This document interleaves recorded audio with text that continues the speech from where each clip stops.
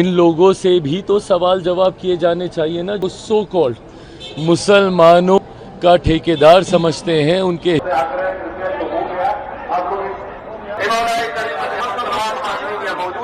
नीतीश कुमार अब घबराए लग रहे हैं।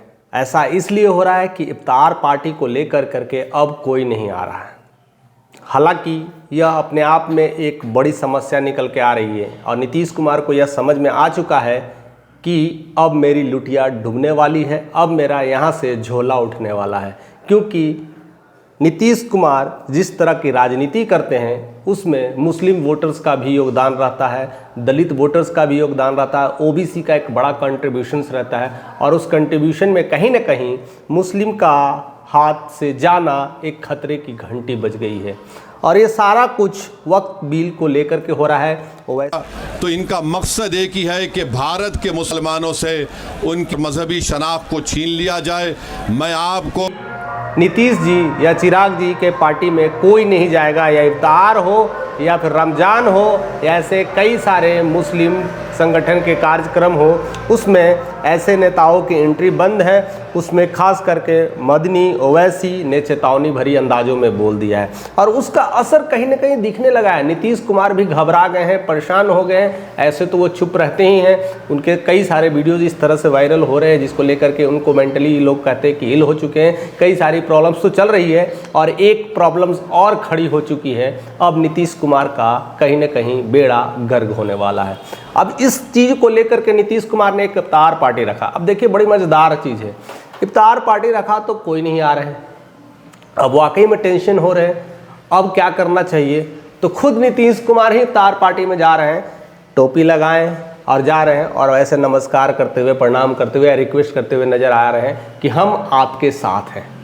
अगर ऐसी स्थितियां हैं तो बहुत कुछ बदल रहा है। तो फिर बीजेपी में ऐसा क्या हो रहा है जो नीतीश कुमार सबसे अलग कर रहे हैं, यानी उनके बीच अभी भी दाल नहीं गर रही है। उनको कहीं ना कहीं अब एक बार डर लग रहा है और नीतीश कुमार लगता है कि अब सावधान हो गए हैं।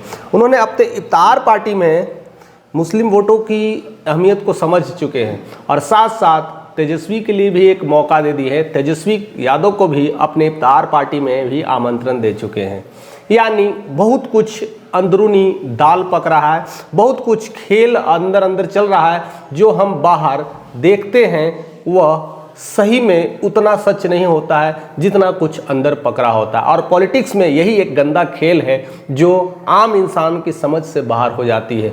हम लोग सोचते हैं आपस में लड़ रहे हैं और आपस में कुछ और ही पका रहे होते हैं और उसका एक्सप्लेनेशन बाद में दे देते हैं कि हमने बहुत प्रयास किया था एनडीए के साथ रहने के, बीजेपी के साथ रहने के लिए, लेकिन बीजेपी हमारे सीने पर छुरा मार रही है। और कहीं ना कहीं ये चीज़ हमें समझ में आ गया और धीरे धीरे धीरे धीरे धीरे धीरे कहीं ना कहीं इस बात से भनक भी लगने लगी कि अब उनका बोड़िया बिस्तर बनने वाला है। उनके ही प्रत्याशी को तोड़ने की कोशिश, धीरे धीरे उनके ही पार्टी के लोगों को बीजेपी में मिलाने की कोशिश हर तरह से छत बिछत कर दिए जा रहे हैं और इसको लेकर के चिंता बढ़ती जा रही है। और वक्त बिल भी इसी समय लाना था, ये भी एक नीतीश के लिए खतरे की घंटी बज चुकी है। क्योंकि बिहार में अभी नीतीश कुमार की ही बारी है और उसमें एक वक्त बिल आ गया। उनके विधायक भी धीरे धीरे जा रहे हैं और ऐसी ऐसी पार्टियां जहां जहां पर वो खड़े हो रहे हैं, एक पीके भी वहीं पर कैंडिडेट भी ला रहे हैं। यानी हर तरह से छत बिछत कर करके घेरा जा रहा है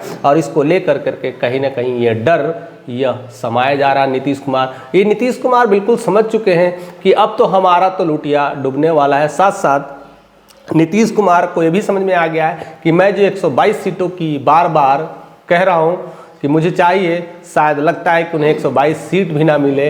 ये भी एक अंदरूनी दाल पक रही है। और दूसरी चीज़ें और है, जिस तरह से नीतीश कुमार चाहते हैं कि अपने बेटे निशांत कुमार को लॉन्च करे, बीजेपी भी यह आसानी से होने नहीं देगा। यानी अब पूरी तरह से मामला फंसते जा रहा है। इसलिए नीतीश कुमार टोपी पहन कर करके इफ्तार पार्टी में सलाम दुआ आदाब करते नजर आ रहे हैं और ऐसी स्थितियां ही अब घातक बनते जा रही है बिहार के लिए। बिहार के सियासी चुनाव में एक ज़बरदस्त एंट्री हो चुका है और यह है इफ्तार पार्टी को लेकर के। अब 2-4 दिन बचे हुए हैं ईद को लेकर के। ईद में भी बहुत सारे ईदी मिलन चलता है और ईदी मिलन में भी अगर मुसलमान भाई लोग अगर नीतीश के साथ नहीं दिखे और नहीं आए तो यह भी एक बहुत बड़ा खेला निकल के आ सकता है। और उसको लेकर के कहीं ना कहीं नीतीश कुमार पूरी तरह से सतर्क हैं। अगर वह इस बार कुछ नहीं कर पाए तो आरजेडी कहीं ना कहीं इस मौके का फ़ायदा उठा ले जाएगी और अपना वोट तो साधे वोट बैंक तो साध ही लेगी, साथ साथ नीतीश का कुर्सी भी साध के लेके चले जाएगी। और यह कहीं ना कहीं खामियाजा कहीं ना कहीं उनको भुगतने को मिल सकता है। और बहुत बार ऐसा देखा गया है कि नीतीश कुमार जिस तरह से मुस्लिम वोट को साधते हैं और साथ साथ कुर्मी वोटर्स को भी साधते हैं, अब उनके कुर्मी में भी सेंध मारने के लिए बीजेपी ने मंटू कुमार को लॉन्च कर दिया है। यानी बहुत सारे ऐसे केसेस हो रहे हैं, उसको लेकर करके उनको हर तरह से तोड़ने की कोशिश की जा रही है। क्योंकि कहीं ना कहीं नीतीश कुमार को लगता था कि पूरा कुर्मी समाज है, हमारा अपना है, लेकिन उसमें भी दो तलवारें चलना शुरू हो चुका है और इस दोहरी तलवार में बीजेपी ने सेंध मारना शुरू कर दिया है। यह भली भांति नीतीश कुमार को समझ में आ रहा होगा कि अब मेरी पतिया कहते ना लुटिया डूबने वाली है, अब मुझे छत विछत किए जा रहे हैं, एक तरह से मेंटली इल किया जा रहा है, दूसरी तरह से वोट बैंकिंग को भी खराब किए जा रहे हैं। यानी मेरे अपने समाज के लोग भी धीरे धीरे बिखर रहे हैं और मुस्लिम भी धीरे धीरे वो कटने के इरादे में आ चुके हैं, क्योंकि वक्त बिल ऐसे समय पे ला करके यह नीतीश कुमार की उलझन और बढ़ा चुके हैं। यानी अब सारा खेल खत्म होने वाला नीतीश कुमार का। इस खेल को बिगाड़ने के लिए कोई और नहीं है, उनके जिम्मेदार खुद न खुद या तो नीतीश कह सकते हैं या तो बीजेपी कह सकते हैं। क्योंकि नीतीश ने अपनी गलतियां या अपनी चालाकियों की वजह से फंसते चले गए हैं। इस बात को अब उन्हें समझ में आ चुकी है और यह क्या क्या कदम निभाएंगे, इसलिए शायद अपने इफ्तार पार्टी में तेजस्वी यादव को आमंत्रण दे चुके हैं। अब क्या खेल हो सकता है, आपस में किस तरह की मीटिंग हो सकती है, क्या वह मुसलमान भाइयों को मना सकते हैं या ऐसे बहुत कुछ कदम अपना सकते हैं। अगर अपनाएंगे तो बीजेपी के लिए किस तरह से रवैया न अपनाएंगे और बीजेपी के साथ किस तरह से साठगांठ करेंगे, क्योंकि आपस में अब एनडीए की स्थितियां धीरे धीरे जैसे जैसे समय नज़दीक आते जा रहा है वह अंदरूनी दाल और भी पकता जा रहा है और धीरे धीरे दाल पकते पकते अब बंटने की स्थिति में आ चुकी है। और उसी बंटवारे में लेकर के खींचातानी और लड़ाई होगी,